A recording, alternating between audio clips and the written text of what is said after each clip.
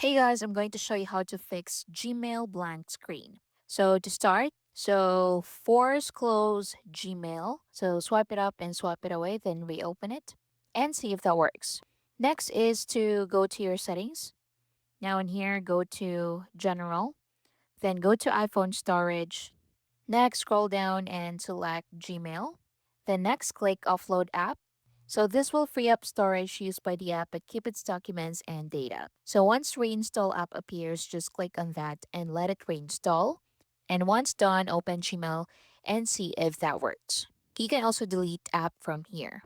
Next, make sure your Gmail app is updated. So open App Store or Play Store and search for Gmail. Now open it and update it to the latest version. So click update and just wait for it to finish. And once done, so open Gmail again and see if that works.